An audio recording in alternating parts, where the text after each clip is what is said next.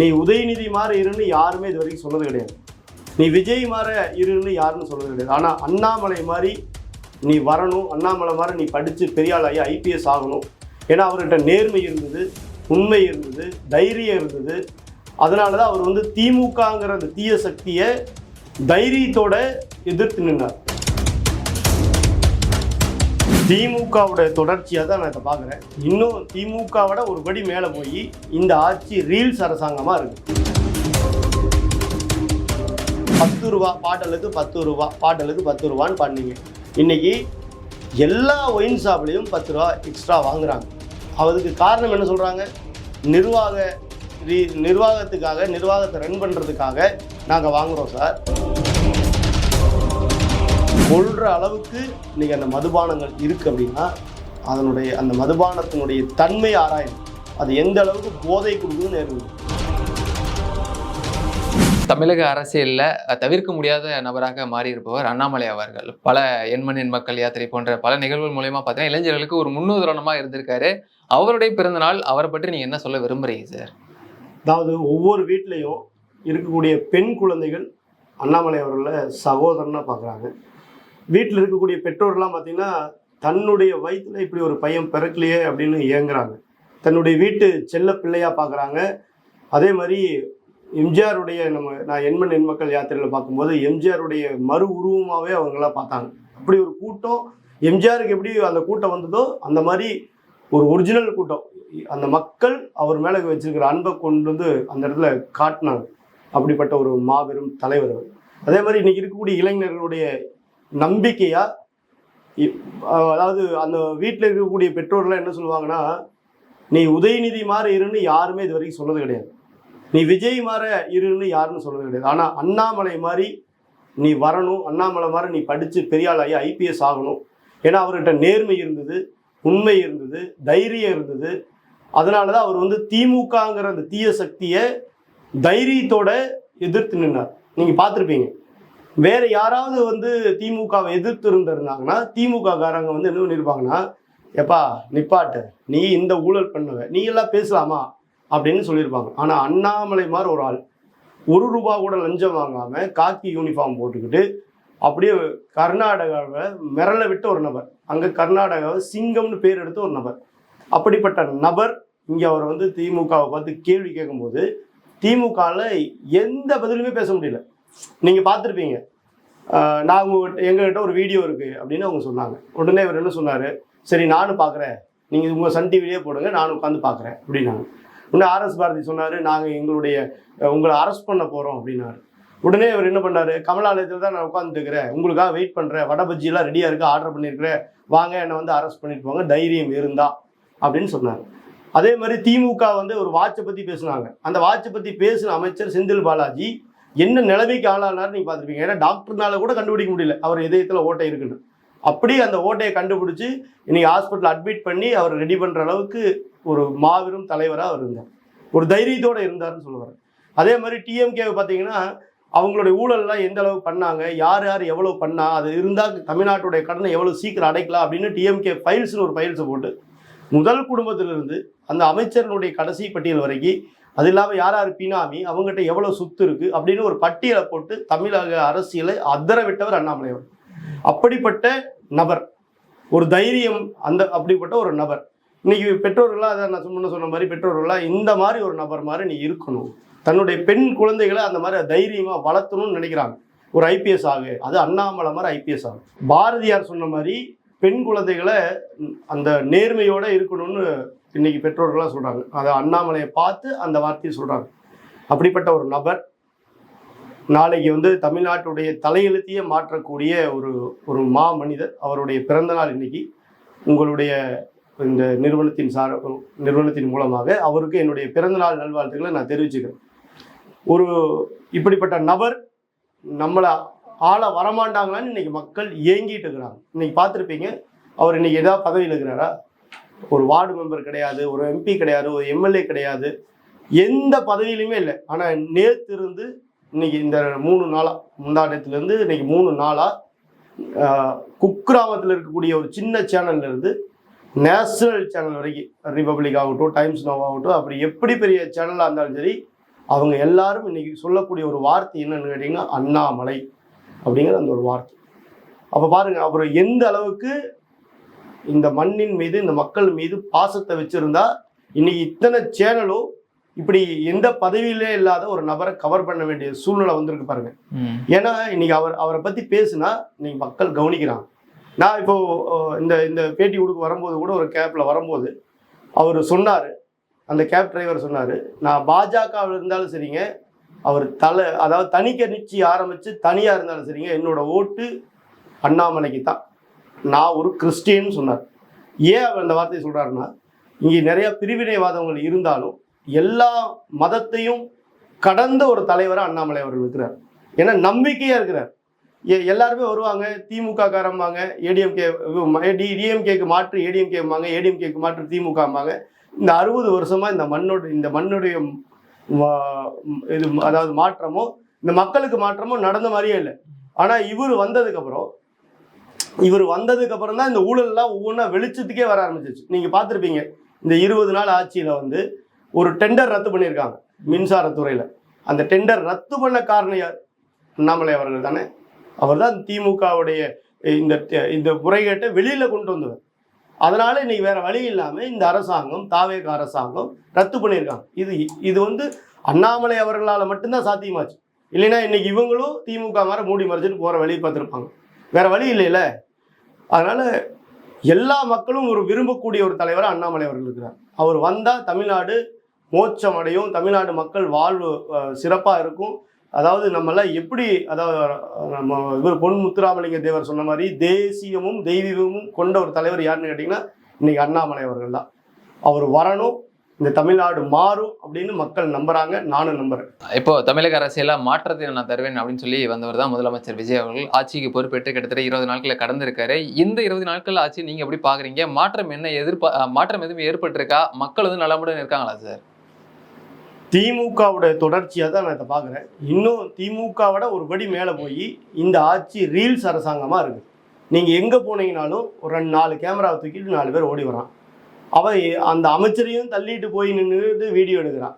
இன்னொன்று என்னென்னு கேட்டிங்கன்னா, அவன் அந்த தாவேகாவுடைய மகளிர் அணின்னு சொல்லிட்டு ஒரு அம்மா வந்து நான் கலெக்டர் ஆஃபீஸுக்கு போகிறேன், கலெக்டரை பார்த்து பேசுகிறேன் அப்படின்னு அவங்க அந்த அம்மா ஒரு வீடியோ போடுறாங்க. தாவேகாலேருந்து ஒரு அறிக்கை விடுறாங்க, மகளிர் அணின்னு ஒரு தலைமைன்னு ஒரு பிரிவே கிடையாதுங்க அப்படின்னு போடுறாங்க. இன்னொன்று பார்த்தீங்க அப்படின்னா, இவங்க வந்து ஒரு சோழிங்கநல்லூரில் ஒரு ஃபேக்ட்ரி எரியறதை பார்க்க போகிறாரு. ஒரு அந்த ஏரியாவுடைய ஈசிஆர் சரவணன் அப்படிங்கிற எம்எல்ஏ. அவருடைய பக்கத்திலேயே வந்து அந்த முகலூர் பக்கம் இல்லை அந்த இன்ஸ்டாகிராம் பக்கத்துலலாம் பார்த்தீங்க அப்படின்னா, அவர் ஒரு மியூசிக்கை போட்டு மாஸ் வீடியோ மியூசிக்கை போட்டுக்கிட்டு அங்கே வந்து எரியறத வீடியோ எடுக்கிறார். அதாவது அடுத்தவன் சொத்து எரியுது, ஆனால் இவங்களுக்கு குஜாலா கேட்குது. அதாவது மாஸ் வீடியோ போட்டுக்கிட்டு நாங்கள் பார்த்தோம் பாருங்க அப்படின்னு காமிக்கிறாங்க. அதே மாதிரி ஒரு ஒரு ஒரு அமைச்சர் பெண் குழந்தை வந்து எனக்கு காணாமல் போயிடுச்சுன்னு சொல்லிட்டு ஒரு காவல் நிலையத்தில் புகார் கொடுக்குறாங்க. இவர் போய் பார்க்கணும், பார்த்து தான் ஆகணும். ஆனால் அதுக்கு என்ன வீடியோ போடுறாருன்னா, சாங்ஸு யார் பெற்ற மகனோ நீ யார் பெற்ற மகனோன்னு அந்த அதாவது பெத்தவங்க வயிறு எரிய இவர் இந்த பக்கம் மாஸ் சாங்ஸ் ஒன்று போட்டுக்கிட்டு ரீல்ஸ் போட்டுக்கிட்டு இருக்கிறார்.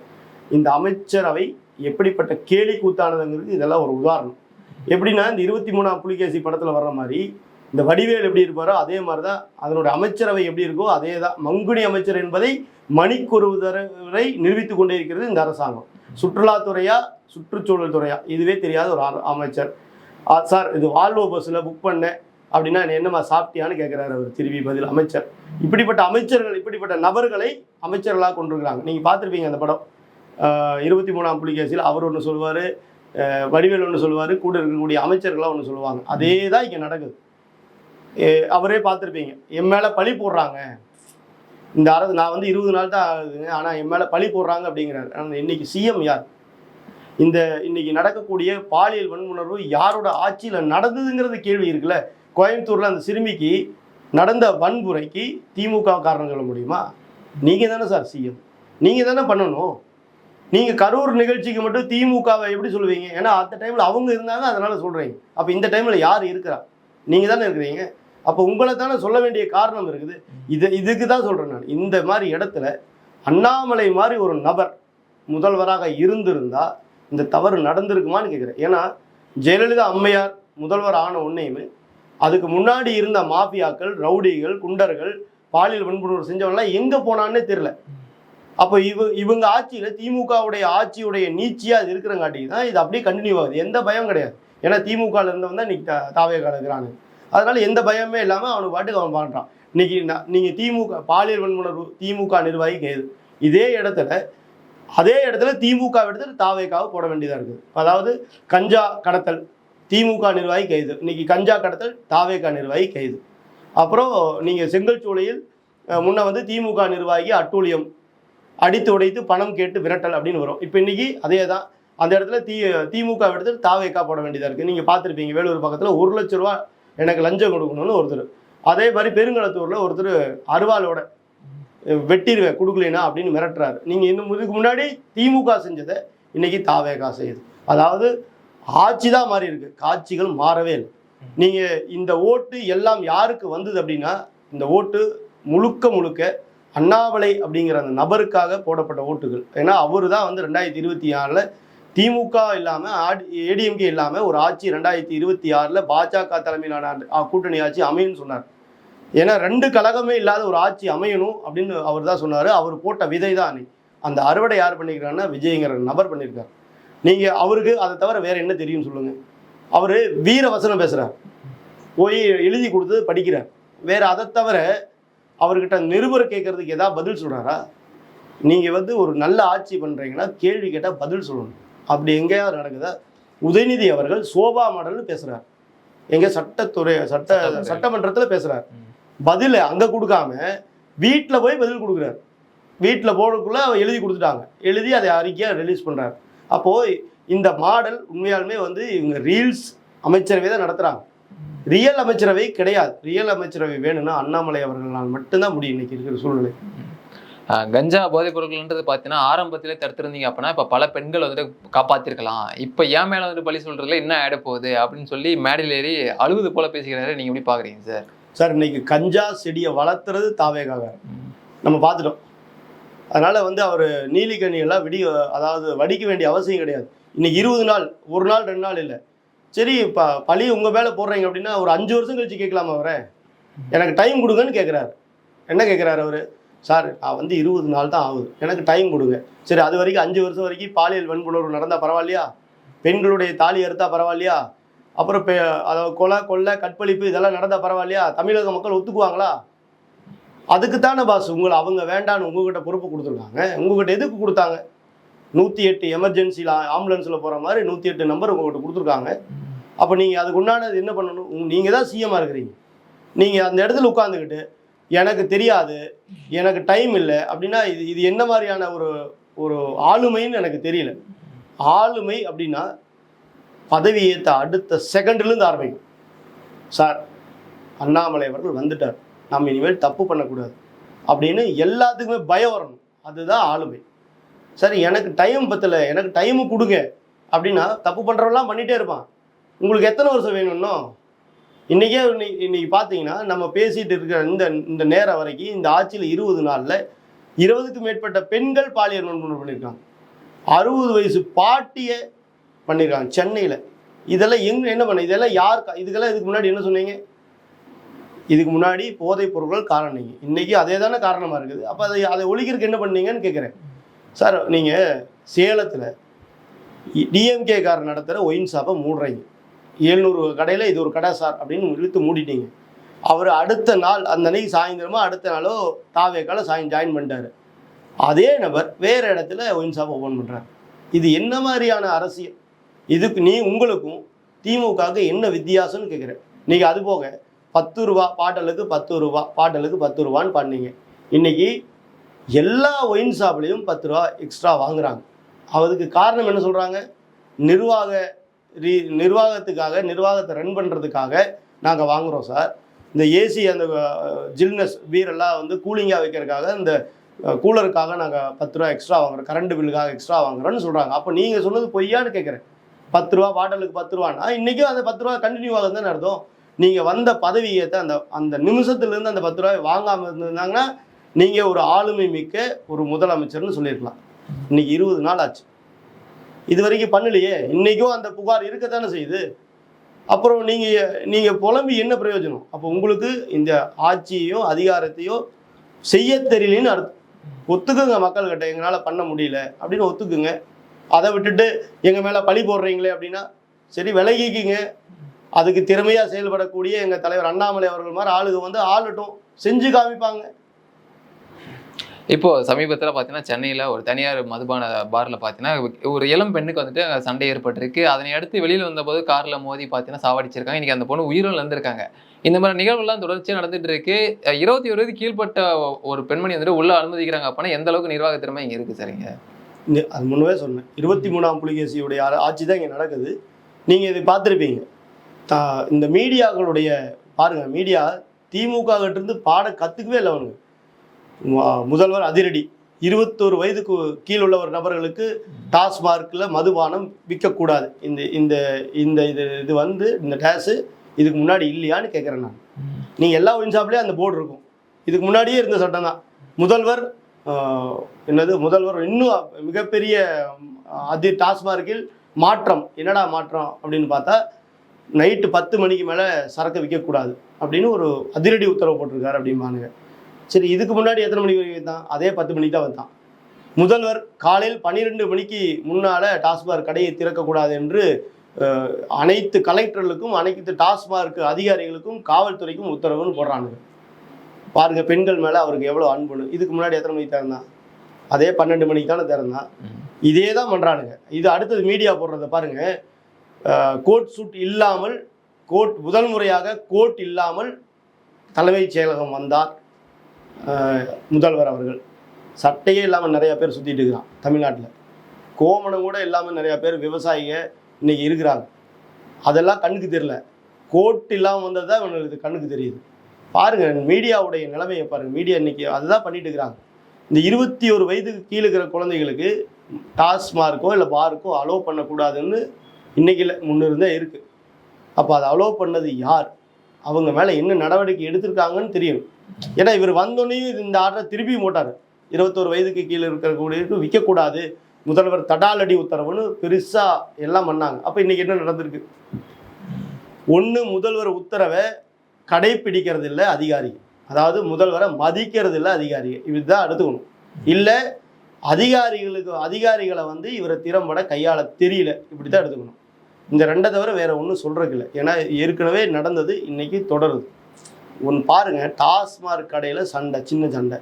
அந்த சண்டையை வெளியில் வந்து காரில் வந்து விரட்டி போய் கொல்ற அளவுக்கு இன்னைக்கு அந்த மதுபானங்கள் இருக்குது அப்படின்னா அந்த மதுபானத்தினுடைய தன்மை ஆராயணும்.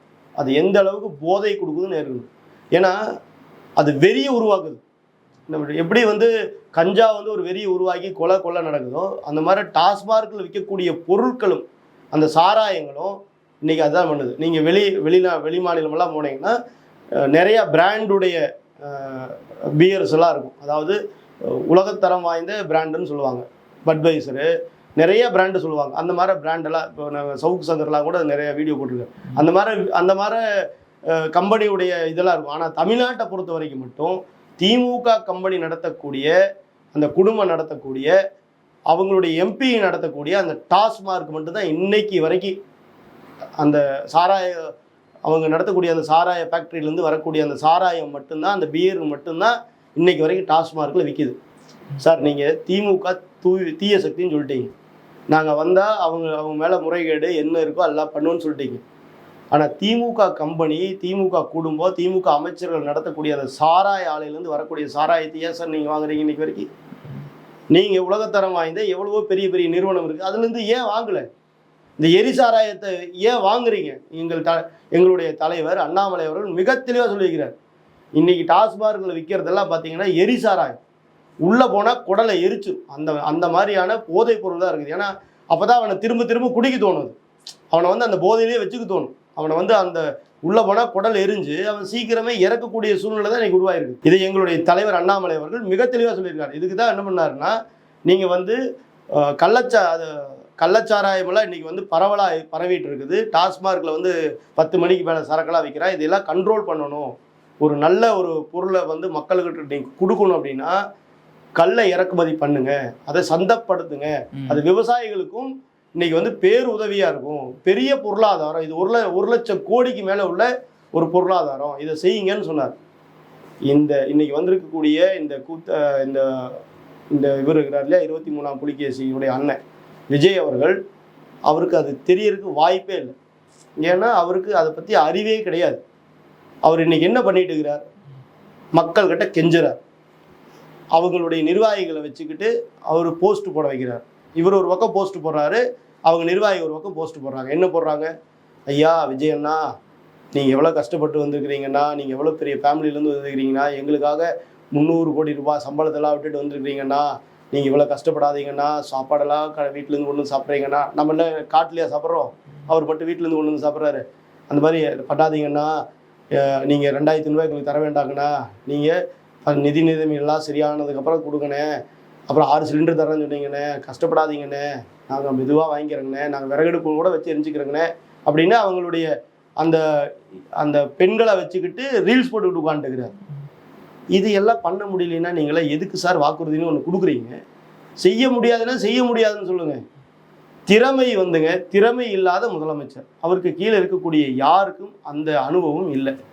அதனால தான் இன்னைக்கு தமிழ்நாட்டில் 20 நாள் ஆகியும் 25க்கும் மேற்பட்ட கொலைகள். மதுரையில் கூட அந்த பையன் அவனை அந்த கொலையெல்லாம் வந்து சின்ன பசங்களை வெட்டி கொள்றதையெல்லாம் என்னன்னு சொல்கிறதுன்னு தெரியல. அப்படி ஒரு கொடூரமான கொலை, பாலியல் வன்முணர்வு, அது 20க்கு மேற்பட்டது. அதே மாதிரி திருட்டு, கொலை, இந்த சம்பவங்கள்லாம் சட்டம் ஒழுங்கு சீர்கேடு இன்னைக்கு வரைக்கும் அது அப்படியே தான் கண்டினியூ ஆகுது. காங்கிரஸ் கட்சிக்கு என்னதான் இருந்தாலும் தாவையை காப்பாத்தினா முதல்ல வந்துட்டு ஆதரவு கொடுத்துட்டே இருக்காங்களே. பெரும்பான்மை தேவைப்படாத பட்சத்துல கூட திமுக கூட்டிருந்து வெளியில வந்துட்டு ஆதரவு கொடுத்துருந்தாங்க காங்கிரஸ். இப்ப பாத்தீங்கன்னா அந்த காங்கிரஸ்க்கு அமைச்சரவை இடத்தை தாண்டி இப்ப ராஜ்யசபா சீட்டும் கொடுத்துருக்காரு தாவேக்கா. எப்படி பாக்குறீங்க சார்? அதாவது இருக்கிறத தக்க வச்சுக்கணும்னு நினைக்கிறாரு. காங்கிரஸை வந்து திமுக கூட்டணிக்கு போயிருமோ அப்படிங்கிற பயம்தான். அதாவது நீங்க 108 இந்த அரசாங்கம் ஆல்ரெடி ஆம்புலன்ஸில் தான் போயிட்டு இருக்குது 108 சீட்டோட. என்னைக்கு வேணா இதுக்கு ஆக்சிஜன் தேவைப்படலாம். அதனால இவர் யாரையும் வெளியில் விடாமல் பார்த்துக்கணும்னு நினைக்கிறார். அதாவது தீய சக்தியில ஓட்டு வாங்கி ஜெயிச்சு தீய சக்தியா இருந்த ஒரு காங்கிரஸை இவருக்கு கூட்டணி சேர்த்தோடனே அது தூய சக்தியா மாறிடுச்சு. நீங்க யோசிச்சு பாருங்க, அந்த காங்கிரஸ்ல ஜெயிச்சாங்கல்ல 5 பேர், அவங்க யாரை எதிர்த்து ஜெயிச்சாங்க? தாவேக்காவை தானே. சரி, அந்த தாவேக்கா 28 இடத்துல நின்ன காங்கிரஸை 5 இடத்த தவிர மீதி 23 இடத்துல யாரை தோக்கடிச்சாங்க? காங்கிரஸை தானே. இவங்க 2 பேரும் கூட்டணி. பார்த்துங்க எவ்வளோ ஒரு வெக்கங்கட்ட மானங்கட்ட பொழப்பு. பார்த்துங்க இந்த 2 காம்பினேஷன். எப்படி வந்து திமுக வந்து காங்கிரஸ் எகெயின்ஸ்ட் பண்ணி ஆட்சி, அதாவது கட்சி தொடங்கினாங்களோ, கடைசியில் வந்து 2 பேர் கூட்டணி வச்சுக்கிட்டாங்களோ, அதே மாதிரி தான் இங்கே தீய சக்தியை எதிர்த்து நாங்கள் கட்சி தொடங்குறோம், தூய சக்தி நாங்கன்னு வந்துட்டு திமுக கூட்டணியில் இருக்கக்கூடிய கட்சிகளெல்லாம் ஒவ்வொன்றா உருவி இன்னைக்கு இவங்க சேர்த்துக்கிட்டு இன்னைக்கு இவங்க தூய சக்தி அப்படின்னு ஆட்சியில் நிற்கிறாங்க. அதனால இவங்க இன்னைக்கு சந்தர்ப்பவாத அரசியல் தான் நடத்துகிறாங்க. இந்த காங்கிரஸுங்கிற இந்த இவங்க வந்து இந்த கூட்டணியிலேருந்து வெளியில் போகக்கூடாதுங்கிறதுக்காக இந்த ஒரு சீட்டை கொடுத்து தக்க வச்சிருக்கிறார். அதாவது திமுகவுக்கும் தாவேகாவும் ஈக்குவல் தான், 2 பேரும் ஒன்று தான். அதாவது காங்கிரஸை தக்க வச்சுக்கிறதுக்கு 2 பேருமே போராடுறாங்க. Okay sir. திருமாவளவன் வரக்கூடிய இடைத்தேர்தலில் கூட நான் நிற்க மாட்டேன் அப்படின்னு சொல்லியிருக்காரு. இடைத்தேர்தலில் வாய்ப்புன்றது இருக்கு, நின்று வெற்றி பெற்றார் அப்படின்னா அமைச்சரவையில் இடம்பெறலாம் இல்லையா? ஏன் வந்துட்டு வேணாம்ன்ற அப்படின்றத இப்பயே முன்கூட்டியே பதிவு பண்ணுறாரு அந்த இடத்துல. அதாவது திருமாவளவனை பற்றி பேசுகிறதே வேஸ்ட்டுங்க. அவரெல்லாம் ஒரு அரசியல் கட்சி தலைவரே கிடையாது. அதாவது அரசியல் கட்சி தலைவர் அப்படின்னா சொன்னதை சொன்ன மாதிரி நிற்கக்கூடிய ஒரு நபர் தான் அரசியல் கட்சி தலைவர். அது எங்களுடைய தலைவர் அண்ணாமலை அவர்கள் மட்டும்தான். சொன்னார், செய்கிறார். புரியுதுங்களா? அன்னூரில் போய் இந்த இடத்துல வந்து நீங்கள் சிப்காட் கொண்டு வந்தீங்கன்னா நான் சாகிற வரைக்கும் உண்ணாவிரதம் இருப்பேன்னு சொன்னார். செஞ்சு காட்டினார். அந்த இடத்துல சிப்காட்டே வரல.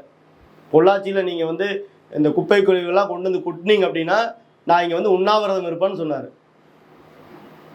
அவர் சொன்னார், அங்கே கொட்டவே இல்லை அவங்க. அதுக்கப்புறம் வரவே இல்லை. அதே மாதிரி இந்த திருவாரூரில் போய் அந்த தெருவுடைய பேரை நீங்கள் மாற்றினீங்க அப்படின்னா நான் அங்கே வந்து உட்காருவேன்னு சொன்னார். அந்த பேர் மாற்றுறதே நிப்பாட்டிட்டாங்க. இவர் தான் தலைவர்.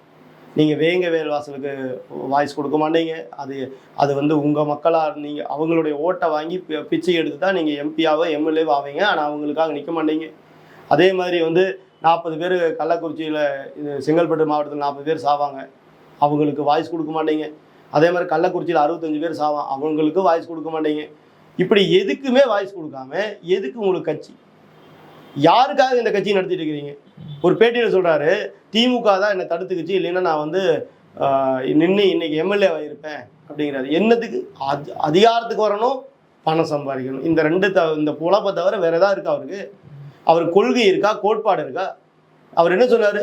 சார் எங்களுடைய கொள்கை அது ஆட்சியிலும் பங்கு, அதிகாரத்திலும் பங்கு. ஆனால் அது எப்போ சார்? இப்போ கிடையாது. அப்போ எதுக்கு அந்த கொள்கை கோட்பாடுன்னு கேட்குறேன் நான். ஆட்சியிலும் பங்கு, அதிகாரத்திலும் பங்கு 25 வருஷமா சொல்லிட்டு இருக்கிறோம். ஆனால் திமுக இருக்கும்போது எங்களுக்கு கிடையாது. சரி, இப்போ வந்து வன்னியரசு கொண்டு போய் தாவேக்கால சேர்த்துனோடனே பார்த்தீங்களா, ஆட்சியிலும் பங்கு, அதிகாரத்திலும் பங்கு, எங்களுடைய தலைவருடைய கொள்கை கோட்பாடு ஜெயிச்சிருச்சு. மானங்கட்டவன்லாம் உங்களை எதிர்த்து தாண்டா அவனுக்கு நின்னானுங்க. நீங்கள் தோத்த இடத்துல யார் ஜெயிச்சா? தாவேக்காரன் தானே ஜெயிச்சான். அப்புறம் நீங்களாம் எதுக்கு இந்த வீரவசனம் பேசுகிறீங்க? அதாவது திருமாவளவன்லாம் கட்சி நடத்தவே வேஸ்ட், அருகதை இல்லாத ஒரு நபர். அவரை பற்றி அரசியலில் பேசுறது தப்பு. ஏன்னா அவர் இன்னைக்கு ஒன்று பேசுவார், நாளை காலையில் ஒன்று பேசுவார், நாளைக்கு சாயந்தரம் ஒன்று பேசுவார். அப்படிப்பட்ட நபர். இந்த வடிவேல் ஒரு படத்தில் பார்த்தீங்கன்னா, காலையில் அவங்க அம்மா வந்து தெய்வமே நீ தான், உண்டா தவிர உன் மூஞ்சியில் பார்த்துட்டு போனால் தான் எனக்கு வருமானமாக வருது, நீ தான் இந்த உலகத்திலேயே மிகப்பெரிய ஆள் அப்படின்னு அந்த ஆராத்தியில் எடுப்பார். சாயந்தரம் வந்து மூதேவி உன்னை பார்த்துட்டு போனேன், போகிற வழியெல்லாம் ஆக்சிடென்ட் ஆயிடுச்சு அப்படின்னு பேசுவார்ல, அந்த மாதிரி ஒரு நபர். அதாவது காலையில் ஒன்று, சாயந்தரம் ஒன்று, மாற்றி பேசக்கூடிய ஒரு நபர். இவரை பற்றி பேசுறது அதாவது வேஸ்ட்.